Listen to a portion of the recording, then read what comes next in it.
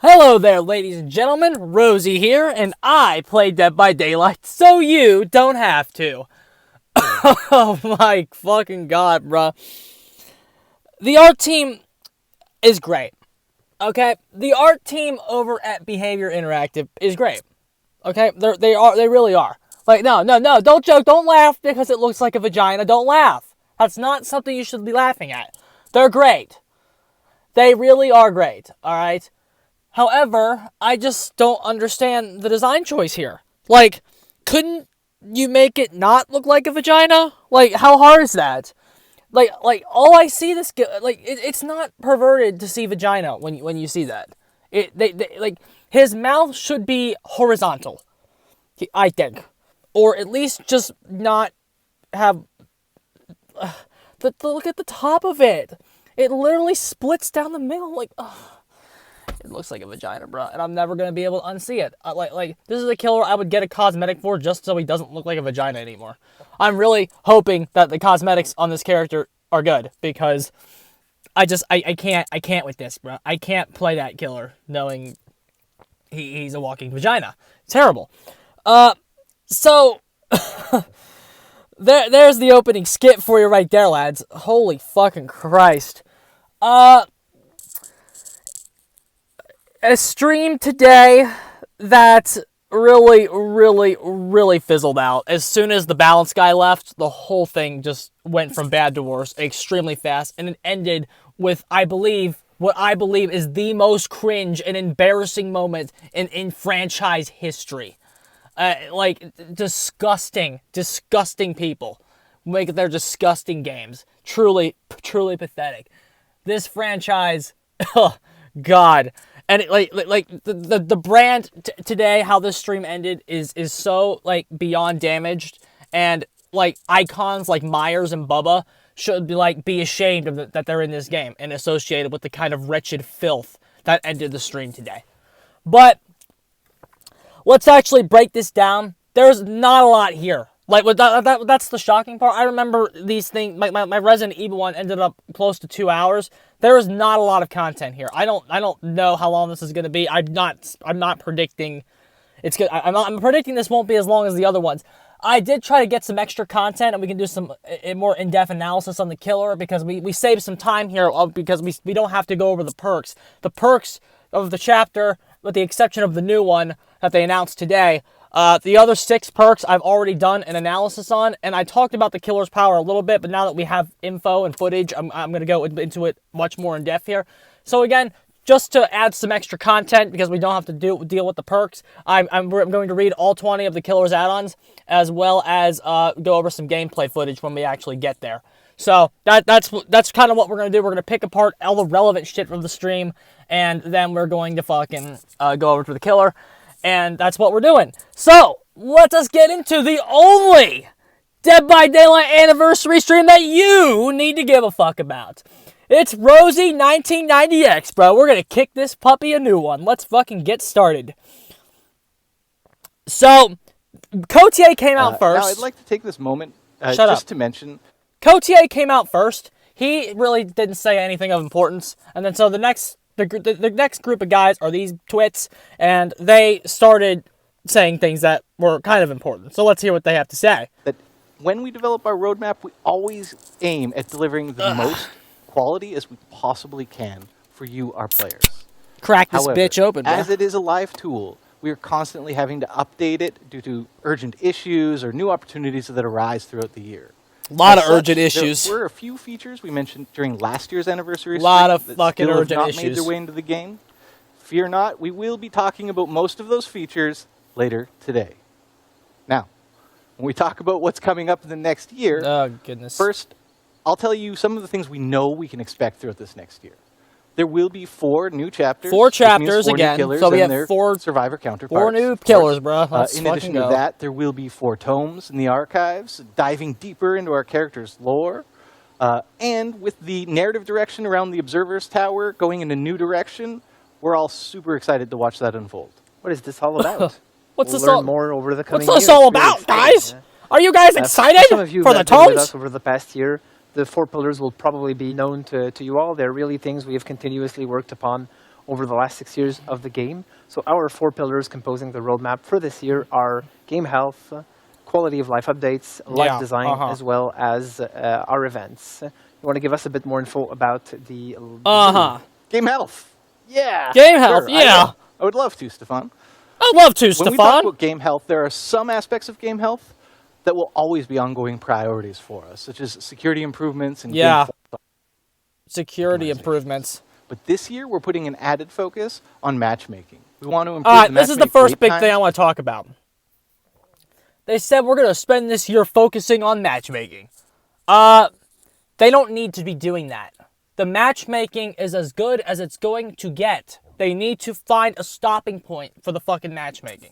Okay? MMR is in the game. It's vastly improved matchmaking. We're at, like, the MMR is here. It's in the game. Leave it for the most part. There are some things we do need to fix, such as the survivors need to get their group result taken into account. But, like, we are, like, 90% done with matchmaking. Like, this topic is a very... This topic is getting further and further in our rearview mirrors. We're done with this. This is something I don't think they need to be spending a whole fucking year on again. We've been dealing with this shit for all year last year. That MMR was the game's biggest accomplishment last year. It was the game's biggest accomplishment. Like, we don't really need to be, like, focusing on it so much. We need to get back to the fucking balance of Dead by Daylight. That's what we need to do now. That we fixed the matchmaking, and now the balance is something you got to deal with every fucking match. That it's not just babies in the games anymore. That you actually have to deal with the skilled players now. Yeah, that's great. That means it's working. We're done. We're done here. There's nothing more to say about on the topic of matchmaking. So I'm just confused on why we have to spend another fucking year on it. You know what I'm saying? Much as we can. In addition to accounting for the various play styles we see throughout our community and rewarding them as such. When we talk about matchmaking, though, it's also very much a quality of life topic, which segues very well into our second pillar. It is an amazing segue, as if it was planned all along. You're a natural at that. Talking more about quality of life improvements and updates, you did talk about the roadmap and how we continuously shift things around and such. We use a lot of the feedback from the community to feed into that. And as such, CSAT surveys are a really important part for that, forums, social networks, etc., etc. When we did announce the Autoban feature during last year's anniversary, it was met with a lot of mixed feelings from the community. No, the Autoban feature is a horrendous idea. It is a horrendous fucking idea. You should not be letting the game automatically ban somebody, because the amount of false reports in this community is fucking huge. If you camp somebody, they report you. And they say, fuck you, reported. Like, the amount of false flags and false reports in this game is up the ass. Like you can't have a system that especially if it's going to be like, you get X amount of reports, you're going to get banned from the game for a few hours. That will really hurt the killer population. Because then because the killer will queue up and they're going to be banned for 10 hours. Because they just played the game. An auto-ban feature is a shit idea, and they shouldn't do it. We really held off a bit to make sure we were doing this in the best way possible. We know toxicity as well as cheating is something that has to continuously be looked at and addressed in the game to keep the game as safe as possible. Yes, it has to be looked at. Setting up an auto-ban feature is not looking at it. It's having a fucking automatic machine kind of do it for you. That's not looking at it. The amount of false reports in this game means we can't do auto-ban. We can't do it. Sorry, we can't do it. But the killers will be banned all the time for just playing the game. And as such, autoban and improvements to those systems is an important part for us that we're going to keep looking at this year. But we want to make sure we do it in the best way possible. Don't do it, bro. To dive a bit more into quality of life updates, we'll have Justin Banks and Aurélie Géraud talk a bit more about that in a future panel today, which I'm really looking forward to. But for now, is there anything you want to share with us about life design? As a live game, constant iterations in our design and live balance updates are critical to keeping the game feeling fun, fresh, and exciting for our players. In addition to that, players' behaviors are constantly evolving, and we need to adapt to accommodate those new behaviors all the time.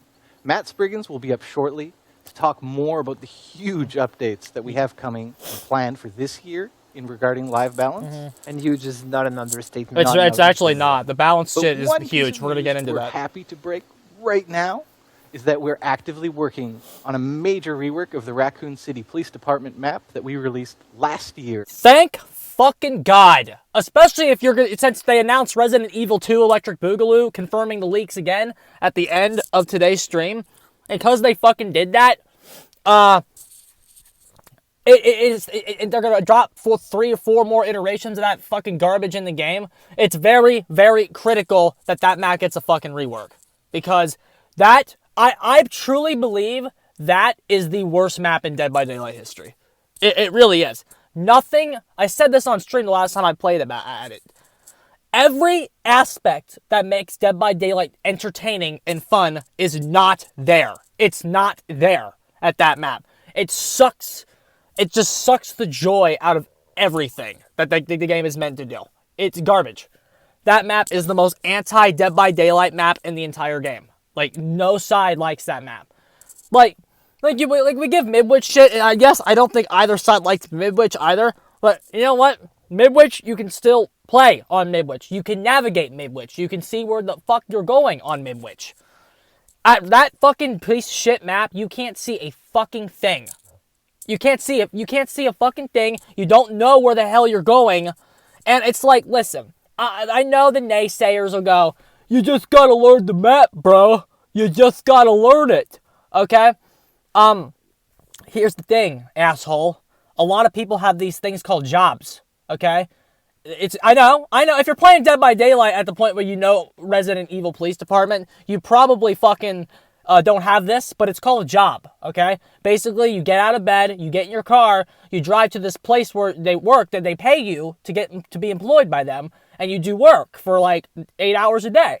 Then you drive home, and then you go to sleep, and then you get up, and then you do it again, okay? Like, you're there 8 hours a day for 5 days a week, okay? You follow me so far? So basically, when I get home from my job on a Friday and I sit down and play Dead by Daylight, I don't want to play at fucking Raccoon City Police Department where I can't tell where the fuck I'm going. I want to be able to fucking navigate it without needing a fucking GPS. You understand? The map is garbage. Rework it or delete it.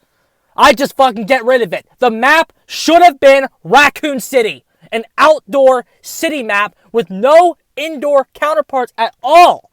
It should have been Raccoon City, not the fucking police department. Ridiculous. Indoor maps do not work. They all suck. Every indoor map in this game is trash. There hasn't been one good one. No, not one. Not one. In the game's entire history, not one indoor map has been good. The best one was fucking Hawkins, which sucked ass too. Trash. The map should have been Raccoon City. They fucked up big time there from the beginning. So yeah, I can't believe that map lasted a year. I can't believe it got past fucking playtesting. I can't believe they sat down, playtested that map last year, and put that in the game. They thought that was acceptable to put in the game.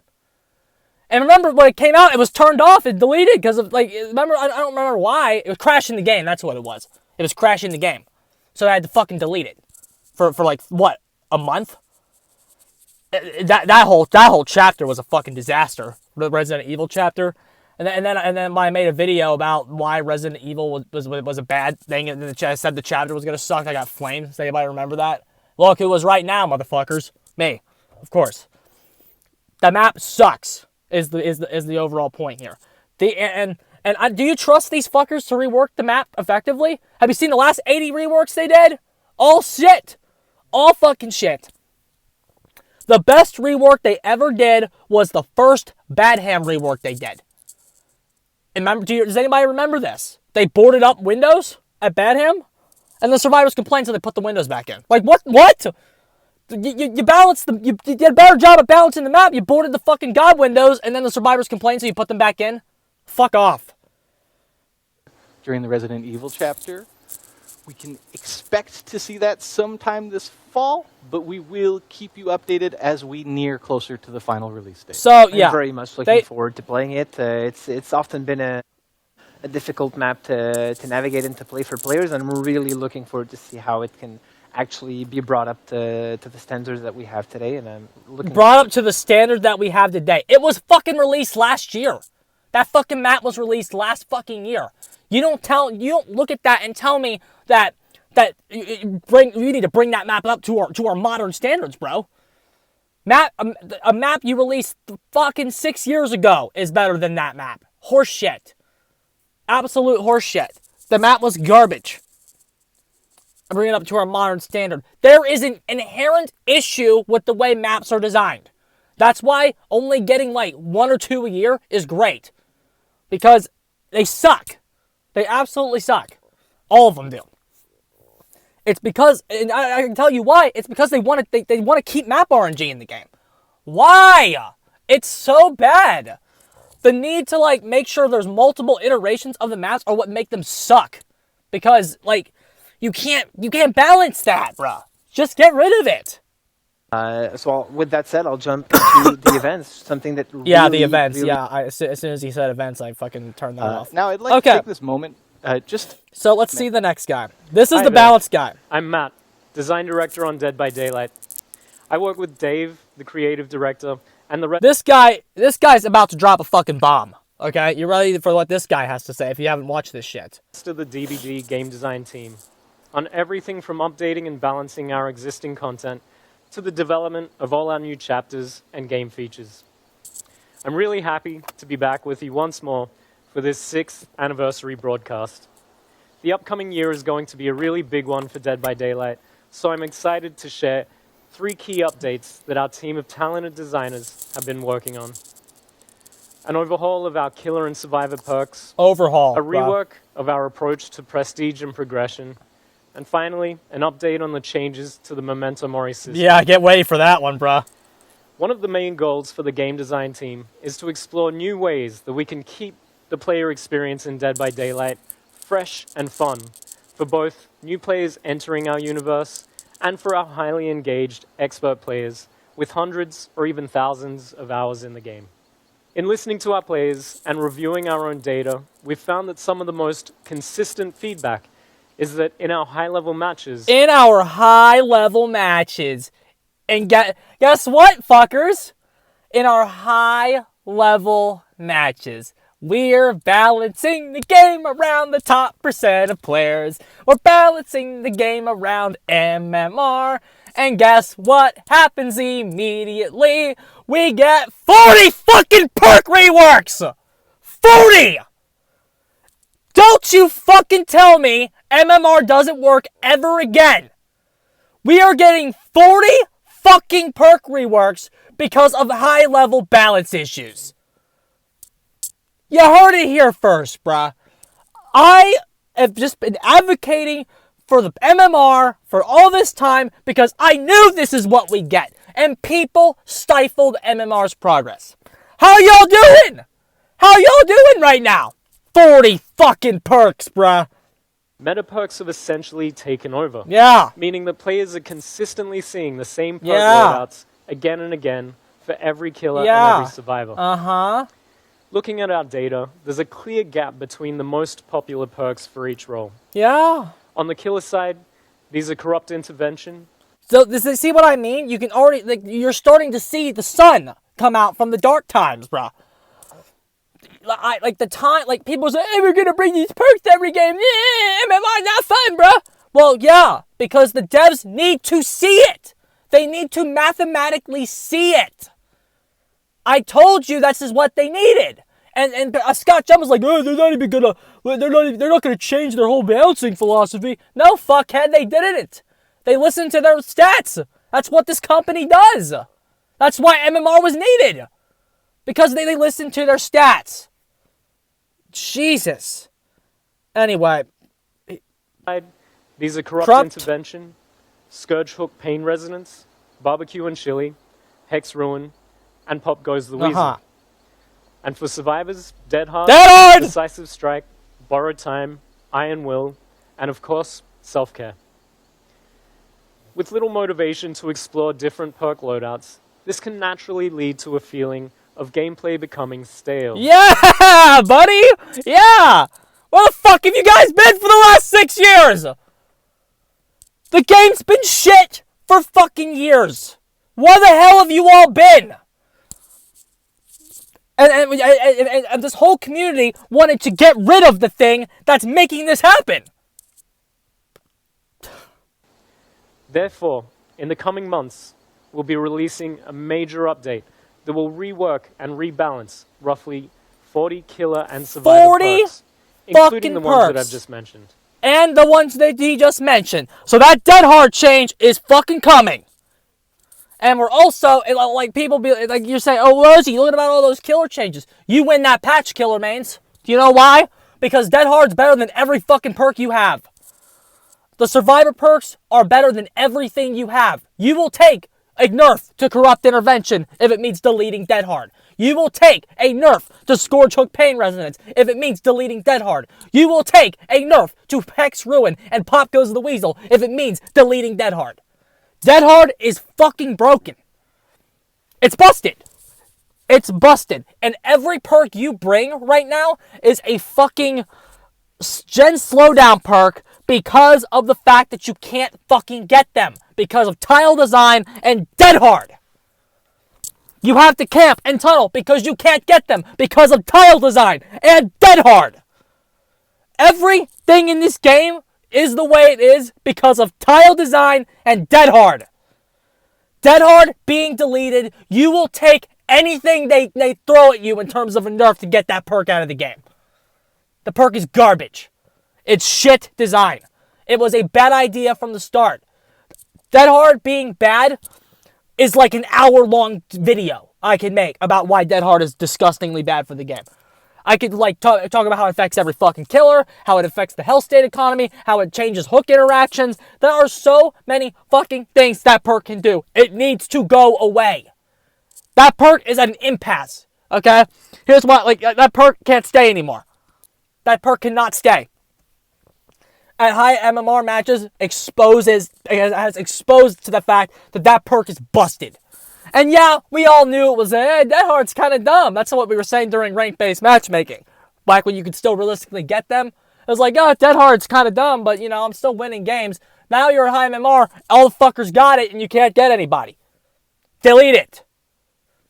You will take a corrupt intervention being chopped in half if it means that perk is gone. You will take a Scourge Hook Pain Resonance being lowered to 6% of the generator being blown up. You will take a deadlock reduction.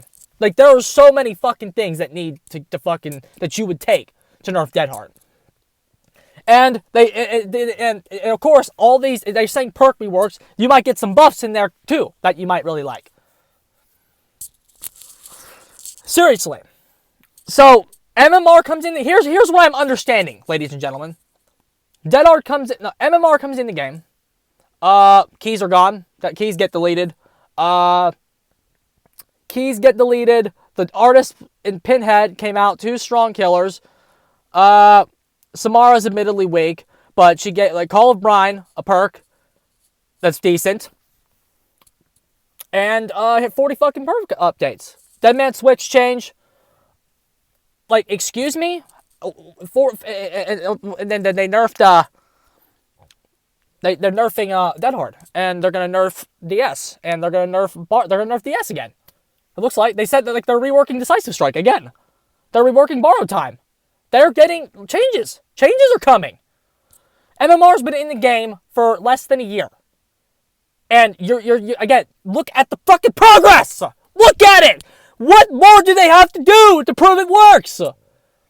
I like, especially after watching today's stream, I think anybody that like still is gonna shit on MMR, like, you really need to fuck yourself. You really need to fuck off. Like, you're actually starting to stifle the game's progress if you campaign for MMR to be gone. You want the game to go back to an era where they didn't fix anything. They were fucking garbage. They had bad stats. Almo came on stream, said object of obsession's not a problem because the stats don't say it is. Like, you want that era back? If you want MMR gone, that's what you advocate for. You want that era to come back, right? You want to put rank-based matchmaking back in? Like, fuck off, dude. Terrible. 40 fucking perk updates this summer, and MMR, you're going to tell me MMR doesn't work. Fuckers. This is aimed at eliminating these clear, dominant perk trends and strategies that we've been seeing in the game for a while. Yeah, a while. There will also be some small baseline gameplay adjustments that we would like to share with you a little bit closer to the release date. That people were in my chat today because the Mori mechanic is garbage. If y'all didn't figure that out, these 40 perk changes, this could be your bomb because the Mori mechanic turned out to be a fucking disappointment, which we'll get there. But right here, these 40 perk changes, this might be your bomb right here. It could be. It could be. We don't know. You don't know yet because they haven't announced anything. But this right here, that could be your bomb. If Dead Hard is nerfed and then the exhaustion mechanic is toned down, and I don't know what do you do to DS again? The DS is perfect the way it is. I don't think it needs a change. Although maybe flashlights and exit gate, I don't know. You could still pick away at DS a little more if you really wanted to. Borrowed time, your borrowed time is gonna be made base. They're gonna do. They already implied that on the last Q&A. Borrowed time is gonna be made base, and then that perk will be reworked. Probably into the same effect when you picked up a slug guy. That's probably what they'll do with it. But for the killers, who knows? They should we don't know what their plans are here. What they know is that the meta sucks. Is what they know. The meta is oppressive, controlling, and everybody hates it. That's what they know. All right, I'll stop bitching. Let's move on. So, we'll keep monitoring, keep reviewing, and keep adjusting our collection of perks in this way on a more regular basis to make sure that we avoid these meta perks becoming consistent trends for extended periods, whilst opening up the gateway for new undiscovered metas to emerge. With this upcoming focus on balance, we're also working on an update to make perks easier to acquire and encourage more exploration of new combinations in perk loadouts. Mm-hmm. In an upcoming patch, we'll be releasing a rework of Dead by Daylight's prestige system. Yeah. Aimed at reducing the grind in the game by giving players more direct, quick, and easy access to perks, something that will improve the quality of life, not only for our long-term dedicated players, but especially new players looking to get into the game. Our current prestige system is optional, and it awards a bloodied version of the base cosmetic outfit, whilst resetting the perks, add-ons, and items in the character's inventory. This update will change how this works entirely. Very good. Very good. When this feature releases, prestiging a character for the first time will instantly unlock that character's Tier 1 personal perks on all other killers or survivors. That's very good. Making them immediately available in their loadouts. We know that our players are hoping that the RNG gods provide them with barbecue and chili in their early blood webs. However, with this feature, you simply prestige the cannibal to prestige level 1, 2, or 3 to unlock all of Leatherface's perks at the corresponding tier for every other killer. That right there, that's very good right there. That right there, fantastic. That way, I've been saying this, I said this was one of my suggestions for prestiging. Now when you prestige the fuckers, you get their perks in other characters' blood webs right from the start. Perfect. Perfect. That way, when a new killer drops, you have the meta instantly on that character. Apart from the perks that can't be taught, which those are all like bad, so who cares? This makes prestiging instantly worth it. Prestiging now, worth it. You should be prestiging everybody. Just for that. And then they make it even better. Look. This will significantly reduce the grind and completely eliminate the random chance needed to acquire specific teachable perks through the blood web system. Because again, I said this for years. You can have a grind, but for God's sakes, if you had the meta, it wouldn't matter. If you had the perks you wanted, it wouldn't matter. It wouldn't matter at all. Like, that's absolutely fantastic. Fantastic change right there. Of course, it's worth mentioning the prestige level won't be capped at just 3, so you'll be able to show your dedication to a particular character by raising them well beyond that. Additionally, the act of prestiging will not remove their perks, items, or add-ons. Perfect! So there's no longer an associated reset of the character. Perfect! Prestiging now is absolutely perfect. It's the way it should be. Great! Now when you prestige the character, you unlock everything in the other character's blood, and you don't lose anything. So you don't even have to give anything up. You just prestige them, they go back down to 1, but they have all the perks, they have all the fucking add-ons, and their corresponding perks are now available for everybody. That is fantastic. All of my killers are ready to be prestiged. So, as soon as that update drops in, I'll be prestiging them. I'm not going to do it right now because there's still a reset associated with it. I'm not doing that. I'm not going to waste my time. But as soon as that update goes in, boom, now I don't have to even worry about that because as soon as that goes in, my grind will be way easier. And then it's just going to be the grind to get the blood points on them, to prestige them to tier 3, to get the perks on tier 3 on all the new killers when they come out. That is fantastic. And it's good for survivors too. That change will make everyone happy. They're like, if you hate if somebody's shitting on that change, like, what more you want from these people? You're just hating to hate at that point. That change, very good, very solid. For those who haven't yet prestiged their characters, we're also working on a fair way to still reward players for their time investment and dedication once this update takes effect. I don't even care. Fans Because, I haven't prestiged my characters. I don't even care, dude. The fact that you're making it better, that's all I care about. Expect both the prestige and perk updates to drop around the same time. Fantastic. During a major release this summer. There you go, boys. It's going to be the mid-chapter patch. This mid-chapter patch is going to be fucking huge. And I am so fucking ready for it. The mid-chapter patch is going to be fucking amazing. Hopefully. I hope these devs don't screw it up. But if you're not hyped for mid-chapter, you should be. Mid-chapter is going to be very, very interesting. Very, very interesting. There's going to be a lot to fucking go over for that shit. Like, for real. Finally, I would like to close things out with some news on the Mori updates that we shared last year. Yeah, this is very disappointing. While it's still coming, we have slightly adjusted our approach to the system based on research, feedback, and prototyping iteration. We've arrived at something that feels more straightforward, yet still accomplishes the same goals that we set out with. The change to the system will still remove the Mori ability from offerings. That's still good. Focusing instead on rewarding efficient killer play, but we'll be incorporating the Mori animation as more of a natural ending to the match. Yeah. This is something that we're currently calling the finisher Mori. Took them a year to come up with this, survivor guys. standing, rather than drawing things out and having them pick up and hook the survivor, we'll instead transition immediately and automatically to the killer's Mori animation, allowing them to close things out in style and in a way that you would expect from an unstoppable killing machine. You ready? Are we Got ready? it, ad, Drop dude. the beat. Let's go. What? This is so cool.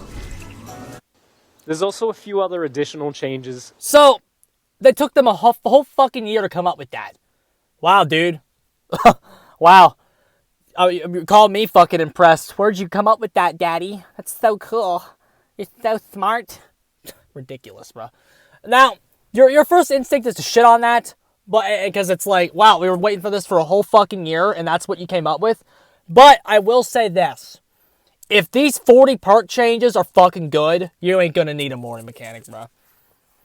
And so, it is very disappointing that it's just Cypress. They just made Cypress base, and they were promising much more. But these 40 fucking perk changes, because they announced 40 fucking perk changes, and one of them's fucking Dead Hard, like, when Dead Hard is gone, bruh, you are going to be surprised. The game's gonna feel so much better when that perk is gone.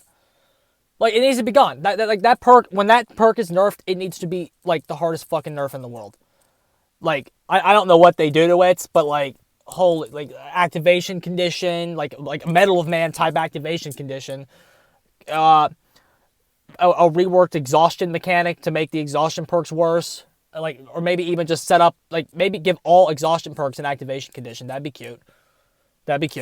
Or something, like, you know what I'm saying? When Dead Hard is gone, you're gonna be so fucking shocked at how much better the game feels. And again, that's not gonna balance it, and I'm sure these 40 fucking perk changes aren't going to balance the game either. But, like, when Dead Hard is gone, you will feel it, and it will feel amazing.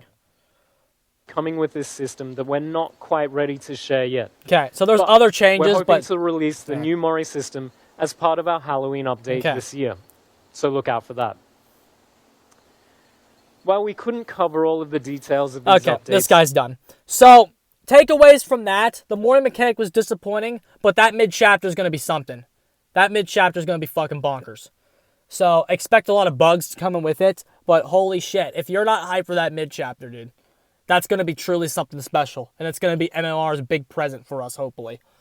You waited it out. You waited so long. Here it is. So it's coming. This mid-chapter patch is very, very big for us. It's big for us. We're going to see if the devs are truly listening to the MMR data that they're getting. And you're going to see that next in the mid-chapter with these 40 perk changes. Absolutely, you're going to see that. So we'll see, bro. The moments that we've all been waiting for is coming. They're big fucking 40 perk changes. So we'll see what they do, bro. Something special's coming.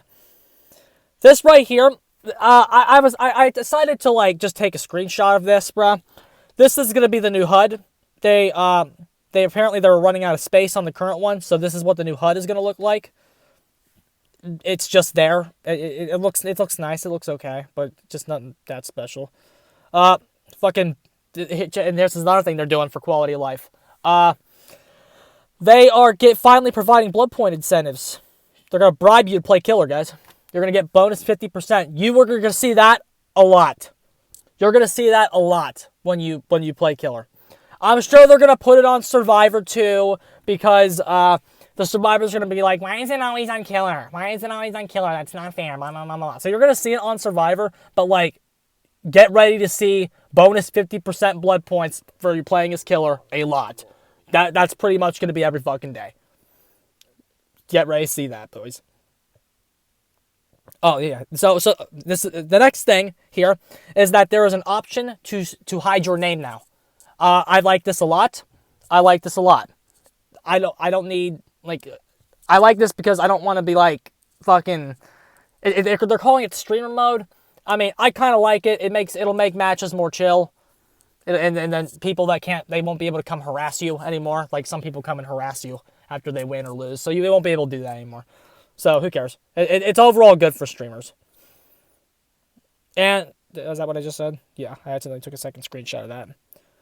All right, boys. Here's the fucking Dredge.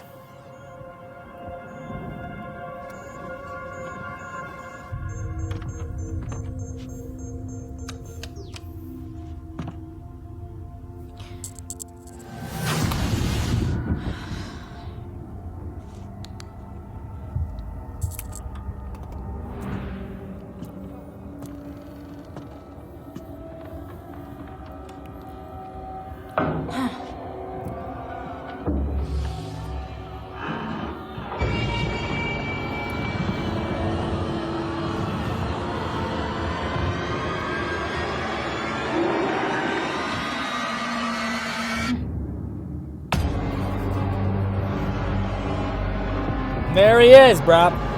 So there you go there. There you go there, bro. That's Dave Richards. I'm Dave Richards. Now, I was going to listen to this fucker's whole spiel. I had it all recorded. But, like, he talks a lot about nothing. He doesn't fucking say much. He talks about the power a little bit here. To use lockers to teleport from and to. So, of course, this is great for map movement. You'll be able to travel the map really quickly. But it's also great to surprise survivors that are nearby lockers, and even survivors that are hiding inside the lockers.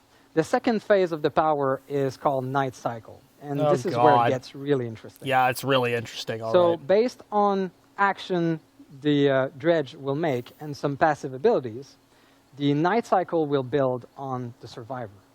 When it is finally completed, Night Cycle will trigger, goodness. and a darkness will engulf the survivor. The darkness engulfs the survivors. You guys ready to see it? If y'all haven't fucking seen this yet, you ready to see total darkness that they promised? Like I already told y'all in the fucking power review from earlier, total darkness wasn't happening. I told y'all that, right? You ready to see? You ready to see? I said it might be. It's probably gonna be like Mind's Eye. I said. You ready to see the total fucking darkness this character puts you in? You ready? Here it is. Total darkness, bruh. You total fucking darkness. Here's another picture. Total darkness. Look how much you can fucking see, dude. Look how much you can fucking see. Total fucking darkness. Total fucking shit. Shut the fuck up, dude. Total darkness? What? Total darkness my ass, bruh. You can see everything. You can see everything. There's not one thing that you would be able to see. That like why? Why promise that? Why couldn't the killer gets undetectable and like the survivors glow white and shit, but like why couldn't it just be called night vision or something? To call it nightfall and then promise total darkness, you were setting yourselves up for failure and disappointment. Because you were never going to deliver on that. If you really made the survivors play in total fucking darkness, they'd be screaming on Reddit. Okay? That's what they'd be doing. So you promised something you were never going to deliver in the description. It should have been called night vision. And you should have just said you get a highlight, you get a more highlighted version of the survivors, you go undetectable and your power speeds up. That's what you should have said.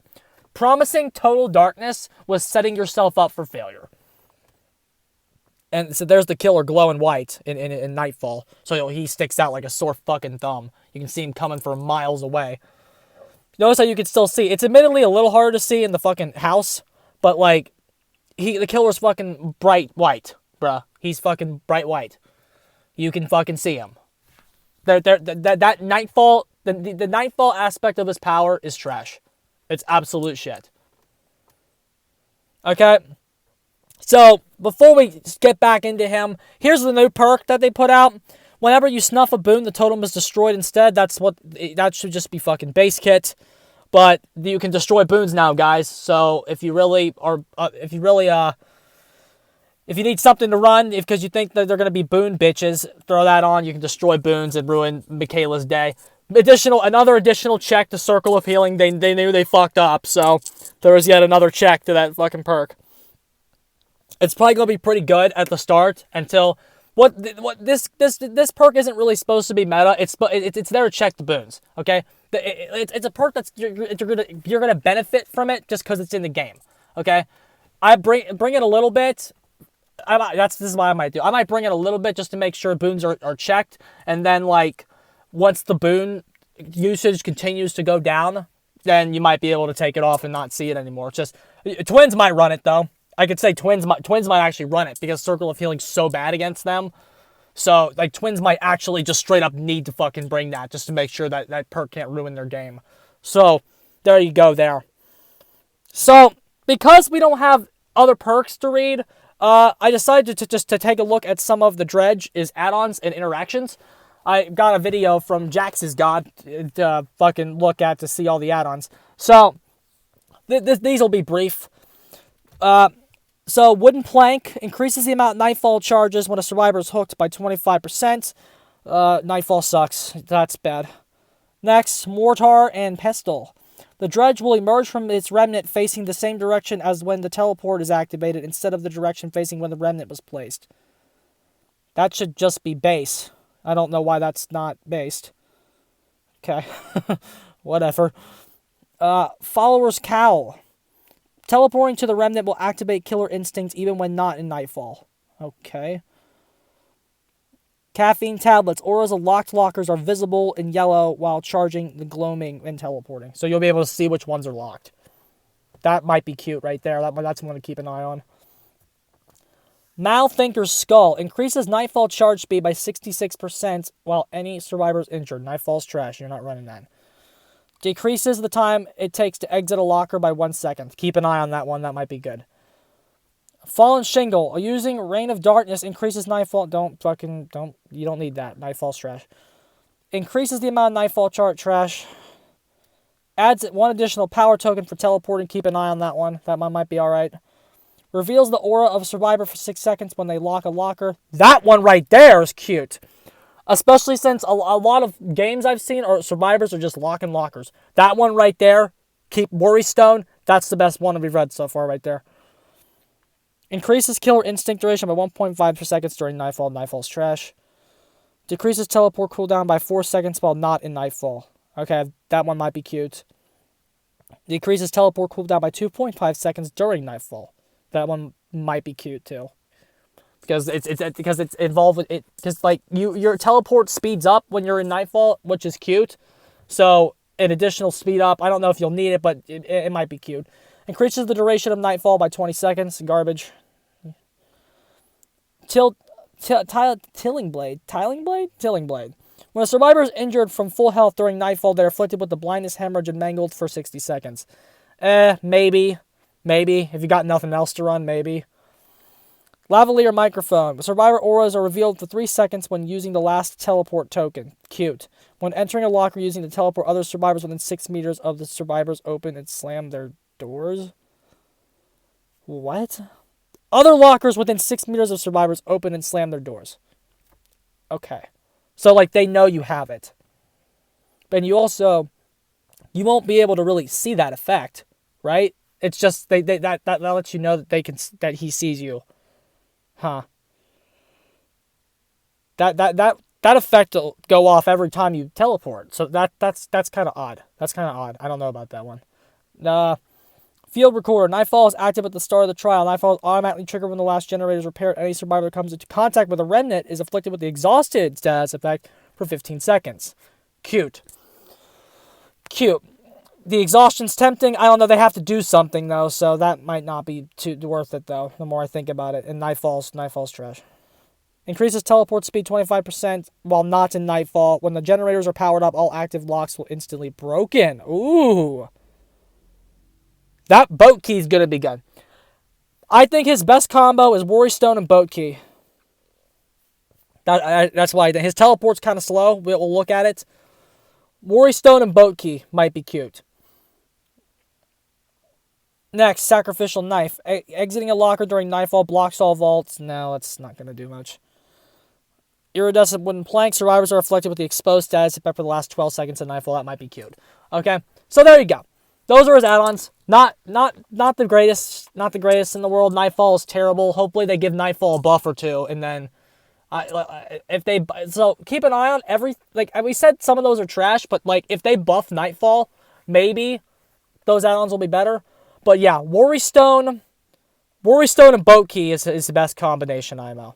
Worry Stone because if they lock the lockers early game, you'll get a lot of aura reveals.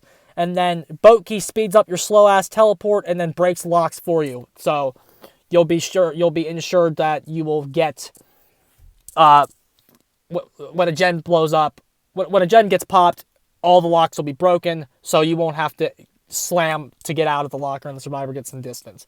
Cute stuff. Cute stuff there. Oh my goodness. Okay. So here's his chase power, okay? So when he presses his power button, he can either teleport to the locker or teleport. That's the remnant right there. See that? That's the remnant right there. So so if we look at that back, watch that back. Here's what he does. He places that. That's the remnant. He places that. He's holding his power. He slows down when he's holding that. So like he's actually going slower than 115 right now. And notice how this is still Jax's god, I think. Jax was able to react to the teleport and actually get to the pallet to pull it down.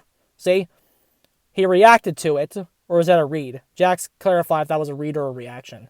It looks to me like it's a reaction. So if survivors are capable of reacting, and then especially when they have fucking Dead Hard, they'll be able to react that. They'll be able to, like, even if they make a mistake here, they'll Dead Hard right to the pallet, and then not heal. You won't get anything there. And then you'll have to do it again. Which maybe it's doable, but like the thing is, since you're so slow in the ability, the survivors can transition. Okay? That's another problem that he looks like he's gonna have. His transition game might be weak because his Here's the teleportation in the locker right here. You said that to run away. Oh wait, no, he can cancel his power though. That's what I'm trying. That's what this video is. When he's using the power, the survivor can't see him, but they break a transition and then he run away. So tile height might actually benefit him more than it might some other killers. If the tile's high, they might be able to maybe not see you using your power. It probably gives off an audio cue though. But like if they can't see you, that inherently makes their ability to transition against this character worse. Okay? So this chase power, the teleportation and shit, that's kind of cute. It actually is reminiscent of Photographer in Identity 5. So I'm actually interested to work with this power because the more I study it and the more I watch it, the better I think it's going to be. It does have weaknesses. Still, like it looks a little slow. Dead Hard's going to crush it, and it looks like you have to be very precise with it in order to actually get a hit with it. Like it does look like that, but like he can bait out some transitions and he can do some pretty cute things. Here's his locker speed base. True, you there, buddy? Okay.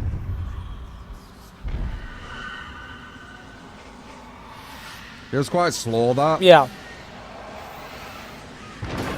That's the speed.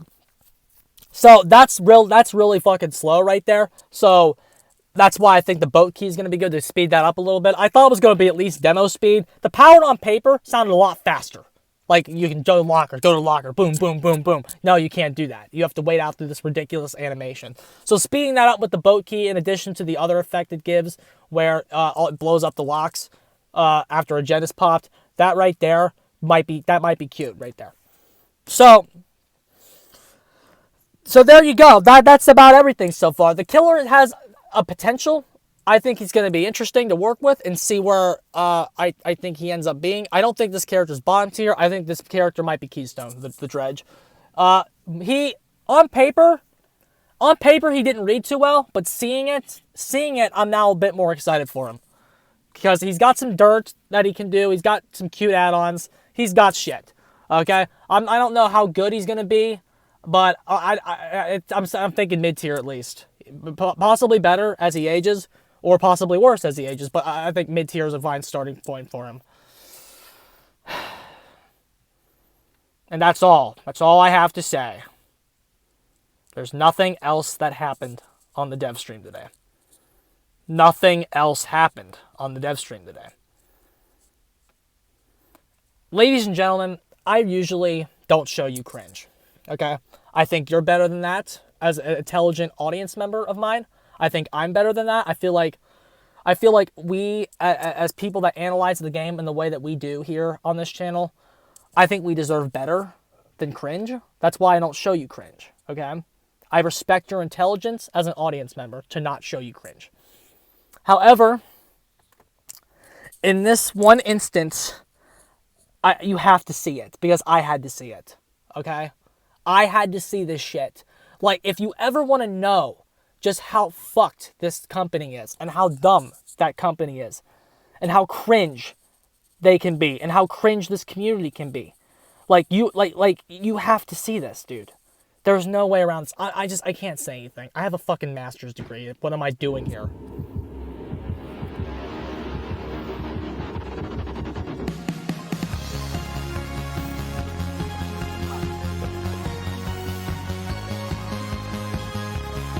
I can't, dude.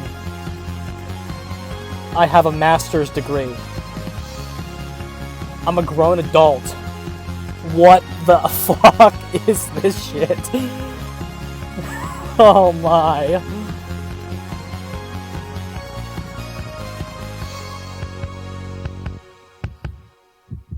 Are you cringing, bruh? Like, what do I say to that as a grown adult? What do I say? What do you say? I don't feel like I need to sit here and give you an explanation on why that's trash. Like we try so hard to improve the game. We try so hard to make this game live up to the potential that it has. This game has so much fucking potential. And then to see this, look at this. Genuinely look at this garbage, bruh. Look at Trapper. Look at him, bro. Look at his big bulge. Look at his over-the-top steroid muscles. What the hell is this, bruh? To romance your favorite Dead by Daylight characters. Holy fucking shit, bro. You wonder why this community is a joke. And then the sad part is, this hasn't been ratioed. Like, I went to the fucking, this trailer on Behavior's pitches. I'm like, oh, fuck, we ratioed the shit out of this, right? This is a shitty idea. This was a shitty idea. No! We didn't ratio it at all! The community genuinely likes this shit. Fucking Otstar was gonna play this. You ready? You like, dude, are you listening to me? Mark my words right now. Write this down. When this game comes out, Ots is there day one. Because that's the fucking shill that he is. He's there, and he's playing it. He's gonna date everybody. That fucker will. Do you think True Talent's gonna play that? Probably not. Am I playing that? No. There are some things that I will not do for you guys. I'm sorry to have to tell you this, bruh. There are some things even I will not do. You cannot make me play this. I'm not playing this. I'm not playing this. I'm sorry. I'm sorry if y'all wanted to see fucking Dead by Daylight dating simulator. You know, this idea might have been cute if it was the survivors.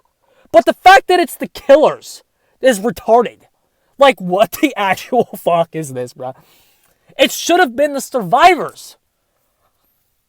A Dead by Daylight dating simulator sounds way more appealing from the survivor point of view. A Dead by Daylight dating simulator doesn't sound appealing at all, by the way. But if you're gonna do it, do the survivors. Oh my god. Fucking disgrace, bruh. Like your IQ just went down because you watched that. And like, I'm embarrassed. I would not show anybody this. Like what game do you play? Dead by Daylight. Oh, isn't that game where they made the dating simulator? No. Like this game embarrasses me as a fucking creator in this community. I'm embarrassed by this. This makes me look stupid. It makes you look stupid for sticking around with this fucking company. This dating simulator is ass. It sucks. What the fuck were they thinking, bro? The music, everything about it is so garbage. Look at Spirit. She's got fucking glass sticking out of her. Yeah, what kind of hot sex you doing there, bro? I'm trying to fuck the Spirit, but my dick keeps getting cut on glass. Holy fucking shit, dude. Can't wait for the fucking Plague DLC where you're sitting on dinner with her and she fucking throws up on everything. Fucking Christ, dude. Such a bad idea. Or the Legion. What's the Legion dating simulator? You having a fucking orgy? What the fuck's going on? This is such a bad idea, and it's designed to get jokes thrown at this company. Like you can throw jokes at everybody. Obviously, Oni's massive wang is a meme in this community. There you go. It's fucking awful, dude. Dead by Daylight Gone Wild on Reddit is a bad subreddit, and you shouldn't be listening to them. Like, what the hell are we doing here, guys? This ain't no Doki Doki Literature Club. That's for fucking sure, dude. Like, now, if they went in the direction of a Doki Doki Literature Club, this game might be cute. But that being said, there's no way that's what they're doing. This is genuine. Like, this isn't like a parody. This is genuine. Total trash, dude. And again, I usually stay away from cringe. But like, what do you guys want me to do? What does a grown man say to that? I have to show you. Like, I have to show you that you should be more embarrassed to play this game today than you were yesterday. Total trash. A fucking travesty is this.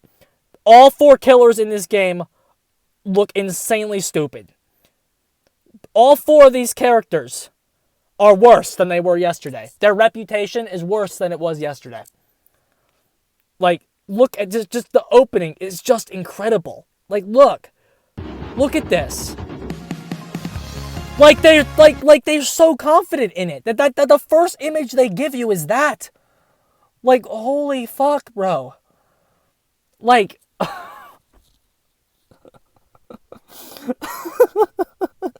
you guys think Scott Jun would play this shit?